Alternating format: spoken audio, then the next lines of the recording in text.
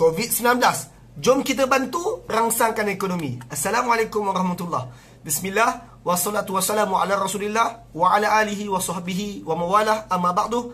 Saya Nazar Ajibra. Hari ini hari ke-15 Perintah Kawalan Pergerakan, Rabu 1 hari bulan 4 2020. Jam sekarang 11.45 minit pagi. Tuan-tuan, hari ini dah masuk bulan April, 1 April. Mood ramai orang sekarang adalah untuk buka website laman lembaga hasil, lalu semak bantuan sara hidup dan juga mohon bantuan Prihatin Nasional kerana menghadapi COVID-19 ini. Alhamdulillah, semoga-moga semuanya dimudahkan. Cuma saya nak sebut bahawa bantuan sara hidup dan juga bantuan Prihatin Nasional dibentangkan baru-baru ini adalah hasil daripada pakej rangsangan ekonomi. Soalan dia, bagaimana kita yang akan terima peruntukan ini boleh membantu untuk merangsang ekonomi. Maka saya suka untuk ingatkan dengan apa yang telah pun saya kongsikan sebelum ni. Kita recall balik apa yang Allah firmankan dalam surah At-Taubah ayat 71. Allah berkata, wal mu'minuna wal mu'minat, orang beriman lelaki dan orang beriman perempuan, ba'duhum awliya'u ba'din, mereka adalah wali, pelindung kepada satu sama lain. Ingat, kita orang beriman, kita rakyat Malaysia adalah pelindung kepada satu sama lain. Ya'muruna bil ma'ruf wa yanhauna 'anil munkar. Kita akan memerintahkan, menyuruh untuk buat benda ma'ruf, benda yang patut, dan kita cegah benda yang tak patut. Maka hari ni tuan-tuan, kita nak bincang tentang apakah benda patut yang kita rakyat Malaysia patut buat setelah kita menerima bantuan sara hidup dan bantuan Prihatin Rakyat yang hari ni ramai orang sedang bersemangat untuk mohon tersebut. Kita akan tadabbur apa yang Allah firmankan dalam surah Al-Baqarah dan juga beberapa petikan dalam surah lain. Jawapan ringkasnya, apakah yang perlu kita lakukan setelah terima bantuan tersebut? Perkataannya ringkas, iaitu infak. Apa yang patut kita lakukan sekarang setelah terima bantuan tersebut? Jawapannya, kita perlu infak bantuan tersebut, harta yang kita terima tersebut. Infak dalam bahasa Arab, terjemah bahasa Melayu paling sesuai kita terjemah sebagai belanja, berbelanja. Infak adalah berbelanja. Cuma kalau kita nak pergi secara ilmiah sedikit, perkataan infak, istilah infak dalam Al-Quran bermaksud menggunakan harta yang kita ada untuk orang lain. Serahkan harta kita untuk orang lain. Itu adalah infak. Infak adalah berbelanja untuk maslahah orang lain. Itu adalah infak. Ambil duit kita bagi ke orang lain. Bila sebut infak, infak satu istilah yang besar. Kadang-kadang orang menggunakan perkataan infak untuk zakat, untuk sedekah, untuk nafkah, untuk hadiah, bahkan cukai yang dibayar kepada kerajaan juga satu bentuk infak. Jadi, infak satu perkataan yang umum untuk guna harta kita maslahah orang lain. Zakat pun infak, sedekah pun infak, memberi nafkah pun infak, memberi hadiah pun infak, bahkan membayar cukai pun infak. Cuma saya nak sebut bagaimana kita merangsang ekonomi. Jawapannya dengan cara kita infak harta tersebut, berbelanja menggunakan harta tersebut. Dalam surah Al-Baqarah sahaja, Allah Ta'ala mengulang satu perkataan, satu ayat yang sama dua kali. Para sahabat bertanya satu soalan kepada Nabi, lalu Allah recall, Allah menyebut balik soalan tersebut, lalu Allah menjawab dalam Quran. Para sahabat pernah bertanya Nabi, madza yunfiqun? Madza yunfiqun? Apa yang harus mereka belanjakan? Dalam Al-Quran 215, Allah berkata, yas'alunaka madza yunfiqun? Mereka tanya engkau Muhammad, apa yang wajar mereka infakkan, mereka belanjakan? Qul, jawab, ma anfaqtu min khair. Belanjalah apa sahaja yang baik-baik yang kamu ada. Bagi kat siapa? Fawil walidain, wal aqrabin, wal yatama, wal masakin, wa ibnu sabil. Bagilah kat siapa-siapa pun. Belanjalah, sama ada bagi kat mak ayah ke, orang terdekat ke, orang yatim ke, orang miskin ke, musafir ke, tak kisah, bagilah kat siapa pun. Tapi yang pentingnya adalah soalan tersebut, para sahabat bertanya, nak infak apa? Allah sebut, infak apa saja yang baik-baik, bagilah kat siapa pun keliling kamu. Kemudian, soalan yang sama diulang lagi dalam surah yang sama, ayat 219. Tadi 215, 15, 16, 17, 18, 19. 4 ayat kemudian, soalan yang sama keluar lagi. Yas'alunaka madza yunfiqun? Mereka tanya kau apa nak infak? Kali ni Allah jawab dengan lebih tegas. Allah kata, afwa. Yang lebih-lebih, yang berlebihan. Dia seolah-olah Allah berkata, apabila ada musim yang kamu ada kelebihan, maka infak perhabis, jangan simpan langsung. Bilakah keadaannya kita perlu infak harta kita habis, jangan simpan langsung? Kalau tuan-tuan tanya saya, antara waktu yang kita perlu infak harta kita secara habis tanpa kita simpan langsung adalah pada waktu seperti ini. Pada waktu orang lain sangat memerlukan harta kita. Dalam keadaan COVID-19 ni, orang ramai, masyarakat memerlukan kita untuk berbelanja harta kita tersebut. Maka tuan-tuan, saya nak pesan di sini, Allah kata, apa kamu nak infak? Afwa. Infak semua lebihan harta kamu. Afwa. Yang lebih-lebih harta kamu tu, infak. Tuan-tuan, kita akan dapat, sebahagian tuan-tuan akan dapat 1,006 daripada bantuan perhatian rakyat. Sebahagian tuan-tuan dapat 1,000. Dan saya sangat yakin itu hanya bantuan. Tuan-tuan ada sumber daripada sumber yang lain. Sebahagian tuan-tuan ada sumber yang lain. Bukan semua yang mendengar video saya ni terputus terus bekalan hidup kita. Maka tuan-tuan, saya suka untuk bawa tuan-tuan tadabbur ayat Al-Baqarah juga. Kali ni kita semak ayat 261. Ayat 261 adalah ayat yang sangat terkenal. Dan moga-moga kita dapat iktibar daripada ayat ni. Allah berfirman, Masalul lazi yunfiquna amwalahum fi sabilillah. Misalan orang-orang yang infak, yang berbelanja harta dia di jalan Allah. Saya sangat yakin tuan-tuan yang berbelanja di saat musim ekonomi kita sedang jatuh sekarang, sebenarnya kita sedang berbelanja bukan untuk diri kita sahaja. Kita sedang berbelanja untuk menyelamatkan negara kita daripada kemelesetan, daripada ekonomi kita stuck. Sebenarnya kita sedang berbelanja fi sabilillah. Kita sedang buat ini kerana Allah Ta'ala. Maka Allah kata, Masalul lazi yunfiquna amwalahum fi sabilillah. Orang-orang yang berbelanja harta dia, infak harta dia di jalan Allah.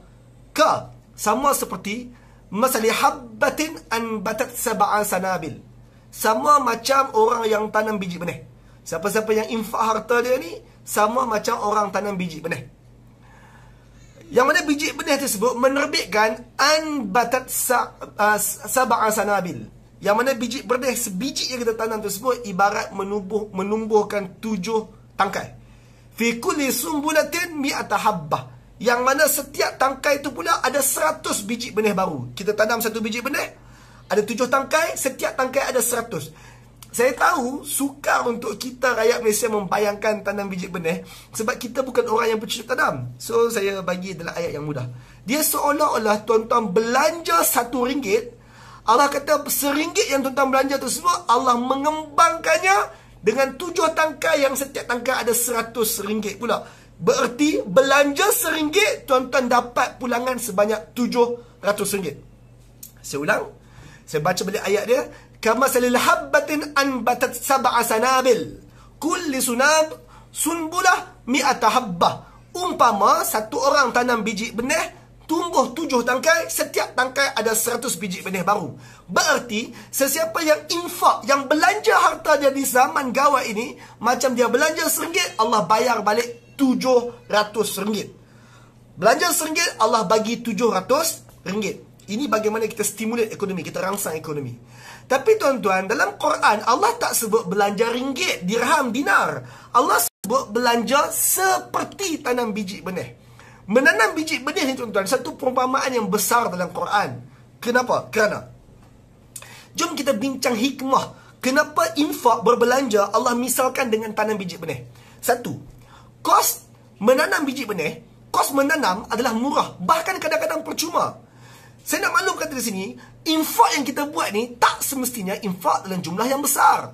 Infak yang perlu kita buat, belanja yang kita perlu belanja ini sebenarnya murah, jumlah yang sikit. Kadang-kadang kita infak dengan cara tidak menggunakan modal pun, yang mana kita akan sentuh lepas ni. Yang kedua, infak tanam biji benih ni menerbitkan penerbitan biji benih baru apabila kita menanam, ambil masa. Pertanian bukan hari ni kita tanam, esok kita tuai hasil. Tak. Pertanian adalah hari ni kita bercucuk tanam, kita tuai hasil, satu masa akan datang. Penerbitan hasil dia ambil masa. Jadi hari ni kita berbelanja RM1, efek dari RM1 yang kita belanja tersebut bukan kita akan dapat esok 700. 700 itu akan distimulate, satu hari nanti kita akan dapat manfaat. 700 yang kita belanja RM1 hari ni, 700 itu akan dapat manfaat kepada kita satu hari nanti. Yang ketiga, hasil dari pokok automatik. 700 yang Allah janjikan untuk kita dapat semula tu automatik. Tuan-tuan tak perlu usaha. Yang tuan-tuan perlu usaha cuma belanjakan RM1 tuan-tuan tersebut. 700 tu on the way datang automatik.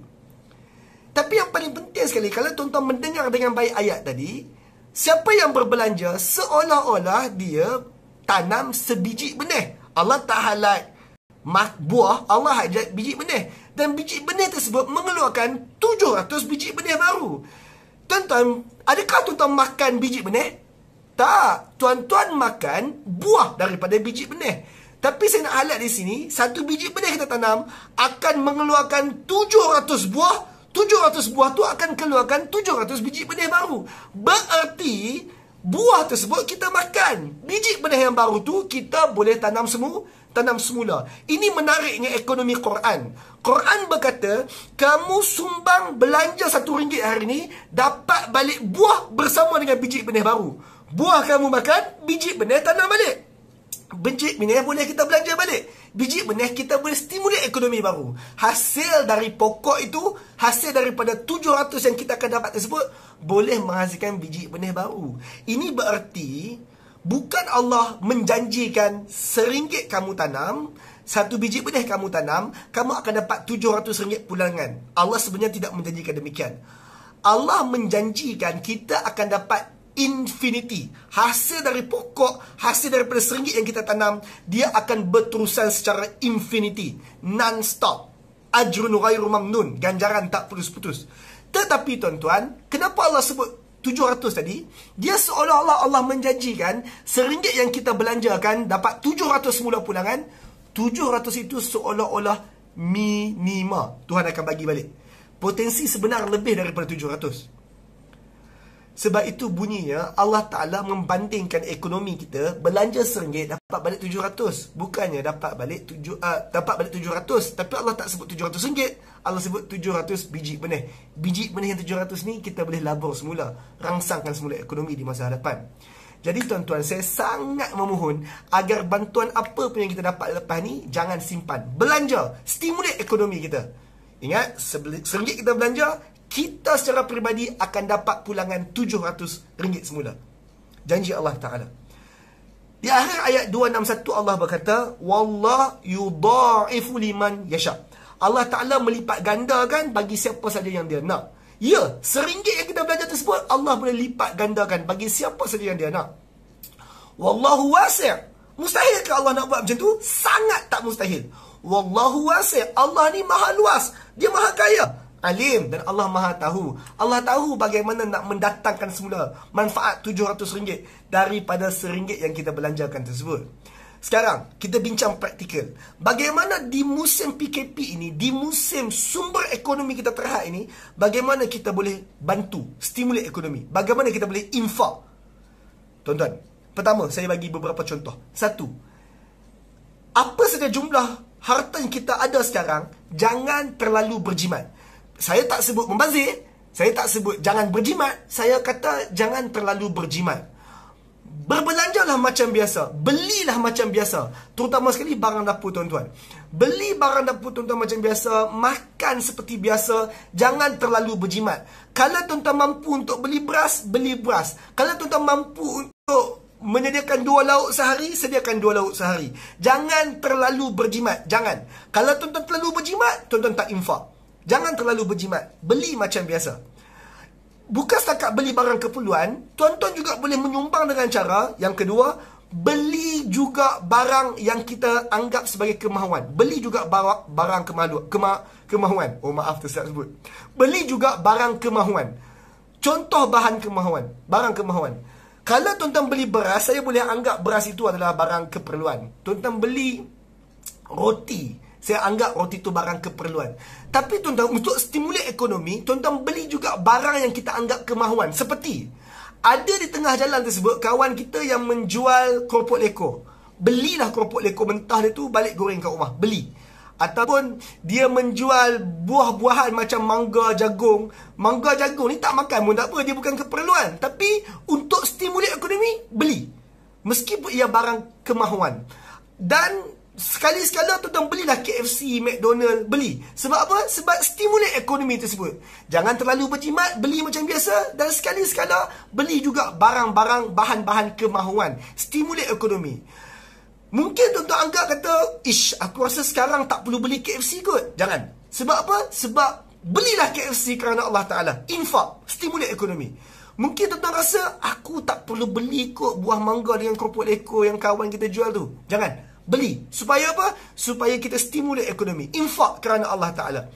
Kemudian dalam musim PKP ni juga, langganlah perkhidmatan yang boleh kita langgan. Contoh, tuan-tuan boleh sahaja masak di rumah, tapi sekali-sekala orderlah secara delivery supaya orang yang buat delivery tersebut dapat keuntungannya, dapat ekonominya berkembang. Dan kedai-kedai yang menjual di tepi jalan, kedai-kedai yang masih dibenarkan beroperasi, mereka ada pelanggan, stimulate ekonomi mereka tu. Tuan-tuan masak di rumah sekali-sekala, beli juga daripada kedai sekali-sekala. Tuan-tuan boleh pergi ke kedai untuk membeli. Tuan-tuan juga boleh untuk upah rana untuk pergi beli. Tuan-tuan boleh mengajar anak-anak di rumah secara percuma, guna tenaga sendiri. Tuan-tuan boleh upah juga cikgunya untuk ajar secara online, tuition. Tuan-tuan, ini cara untuk kita stimulate ekonomi. Meskipun kelihatan macam tak perlu, tapi berbelanjalah kerana Allah Ta'ala. Stimulate ekonomi kita tersebut. Tuan-tuan scroll Facebook, tuan-tuan akan dapati ada kawan tuan-tuan, ada iklan yang naik di wall tuan-tuan, mereka menjual produk-produk secara online. Dan kadang-kadang produk online tersebut tuan-tuan tak perlu pun. Contoh, tuan-tuan scroll, tuan-tuan dapati ada kawan tuan-tuan, dia menjual baju raya. Contoh, kita pun tak tahu, mungkin kita tak akan beraya pun tahun ni. Kita raya mungkin di rumah sahaja.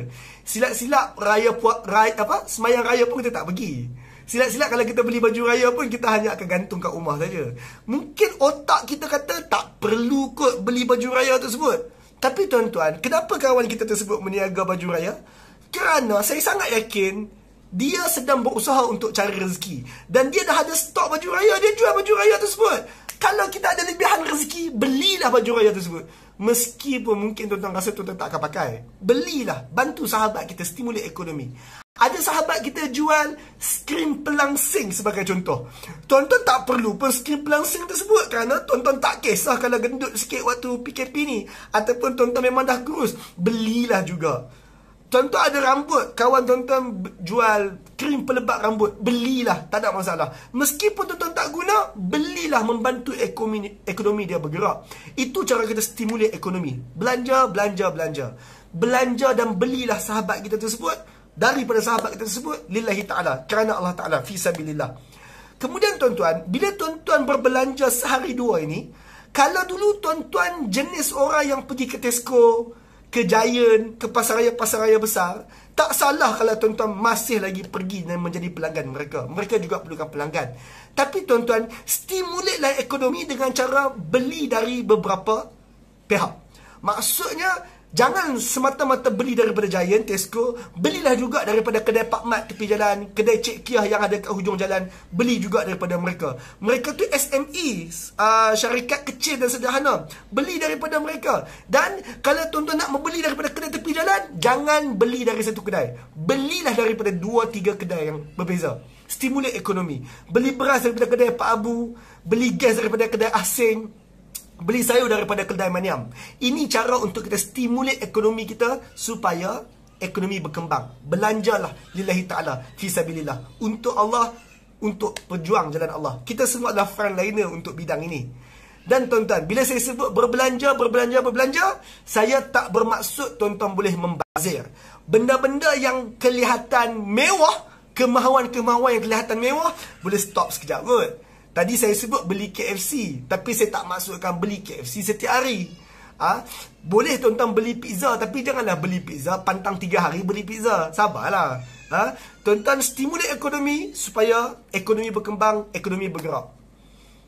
Nazar, kalau aku stimulate ekonomi dengan cara aku berbelanja seperti yang kau sebut tadi, apa kesannya? Tuan-tuan, ini kesan jangka masa pendeknya. Kesan jangka masa pendeknya adalah kebanyakan kawan-kawan yang saya sebut tadi, kebanyakan sumber ekonomi yang saya sebut tadi, tempat kita akan berbelanja nanti, kebanyakan mereka bukan syarikat besar. Kebanyakan mereka adalah SME, syarikat yang kecil, IKS. Mereka adalah industri kecil dan sederhana. Mereka SME, Small and Medium Entrepreneur. Justru itu tuan-tuan, kesan jangka pendeknya adalah SME ada pelanggan, kawan-kawan kita ada pelanggan. Itu kesan jangka pendek. Bila mereka ada pelanggan, maka pekerja-pekerja mereka ada gaji. Ya, kerajaan offer bantuan upah gaji kot, saya tak ingat. Subsidi upah sebanyak RM600. Tapi pekerja mereka bukan bergaji RM600. Pekerja mereka bergaji mungkin RM1,000. Jadi RM600 kerajaan dah subsidi. Mana mereka majikan nak dapat lebihan gaji, lebihan untung untuk bayar gaji? Jawapannya dari kita yang membelanja ni. Maka tuan-tuan, berbelanjalah agar SME boleh bayar gaji pekerja mereka. Dan yang penting sekali tuan-tuan, SME ni adalah kawan-kawan kita yang duduk depan belakang rumah kita. Kalau kita tak membeli sekarang, silap-silap bila PKP tamat nanti, syarikat itu akan tutup. Kedai runcit itu akan tutup. Pusat tuition itu akan tutup. Tadika itu akan tutup. Kalau kita tidak berbelanja, kalau kita tak bayar yuran. Justru itu suatu SME, suatu PKP ni, bantulah SME tersebut dengan menjadi pelanggan mereka. Maka SME tidak akan bungkus selepas PKP ni tamat nanti. Bantu mereka fisabilillah. Kesannya adalah ekonomi akan bergerak dan ekonomi akan berkembang. Ekonomi kita tak statik, ekonomi kita tak turun. Sudahlah zaman meleset ekonomi, jangan pula kita menyebabkan ekonomi makin turun. Berbelanja. Nanti PKP ini akan tamat. Dan saya masih ingat, kalau tuan-tuan mendengar dengan baik, kerajaan mengumumkan stimulus itu, stimulus ini, projek rangsangan itu, pakej rangsangan ini. Kerajaan kata sehingga 6 bulan. 6 bulan, 6 bulan. Apa maksud kerajaan berkata bantuan ini sehingga 6 bulan, bantuan itu 6 bulan, kecualian sewa selama 6 bulan, moratorium selama 6 bulan. Apa maksud 6 bulan? Maksudnya 6 bulan adalah kita mungkin akan rasa kesan turun ekonomi, meleset ekonomi ini paling kurang adalah selama 6 bulan. Kita harap 6 bulan ini SME kita akan sustain, survive selama 6 bulan ini. Selepas 6 bulan, moga-moga mereka boleh membayar gaji macam biasa. Moga-moga ekonomi kita akan, kalau tak berkembang pun, stable macam biasa. Selepas 6 bulan, barulah SME yang ada pelanggan dan stabil ini boleh membayar cukai kepada kerajaan untuk kali yang seterusnya. Sekarang kebanyakan SME tak perlu bayar cukai kerana kerajaan faham, nak bayar pun tak ada duit nak bayar.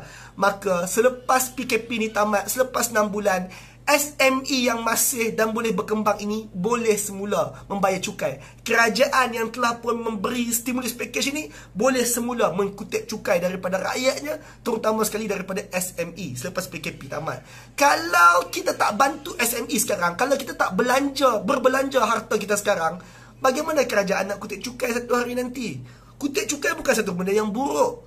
Kenapa? Kerana pada bajet-bajet akan datang, pada pakej rangsangan akan datang, limpahan ekonomi yang kerajaan dapat boleh dilimpahkan semula kepada kita rakyat yang paling bawah. Terutama sekali B40. Kawan-kawan kita dalam kategori B40. Maka tuan-tuan, saya sangat berharap kita yang kategori T20, kategori ekonomi M40 dan juga orang-orang yang B40 boleh berbelanja dengan apa saja yang kita ada sekarang. Stimulate the ekonomi. Go ahead, berbelanja. Jangan simpan. Ataupun adakah tuan-tuan risau kalau tuan-tuan berbelanja, tuan-tuan tak dapat balik? Adakah tuan-tuan risau kalau tuan-tuan berbelanja, maka tuan-tuan mungkin akan habis duit lebih awal daripada yang patut? Tuan-tuan, jom kita tadabbur apa Allah sebut ayat 265 Al-Baqarah. Surah yang sama, topik yang sama, kita skip beberapa ayat, kita semak ayat 265. 265 Allah berkata, Masalul lazina yunfiquna amwalahum ibtira' mardatillah.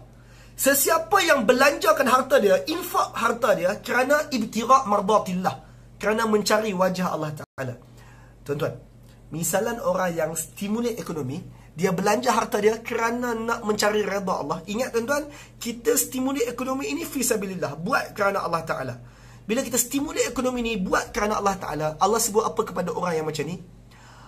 Wa tasbitan min anfusihim, dan juga orang yang belanja untuk teguhkan jiwa mereka. Okey, perkataan wa tasbitan min anfusihim ni tafsirannya besar. Cuma dalam konteks kita hari ni, berbelanja untuk meneguhkan hati mereka, berbelanja supaya mereka yakin masa depan mereka ekonomi berkembang. Kes-kes macam tu.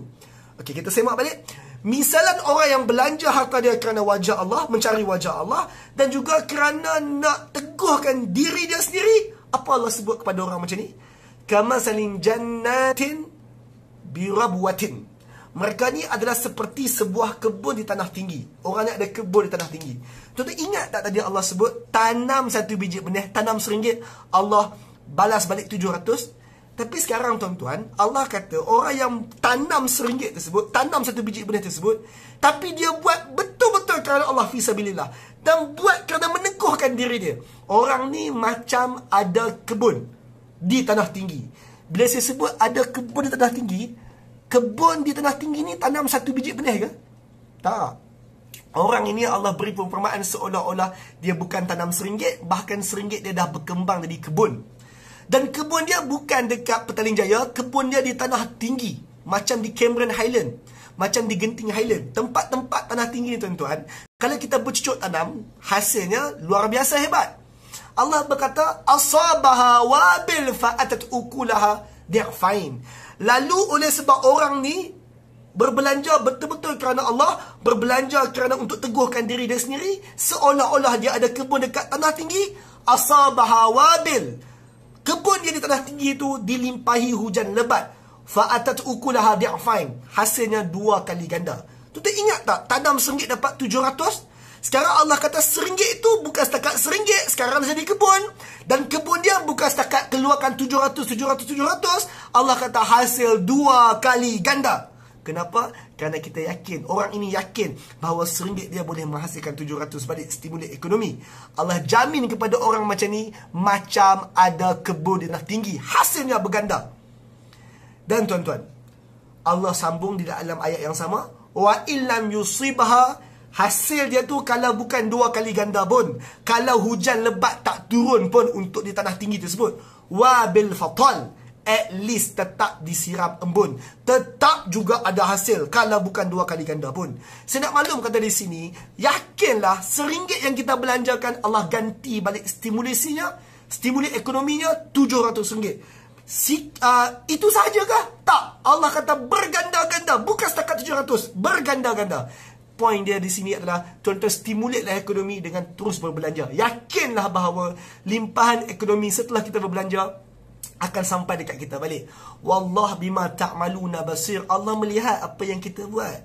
Tuan-tuan, sebab tu saya sebut tadi, Allah misalkan infak ini macam tanam biji benih. Sebab tanam biji benih antara lain hasilnya berterusan.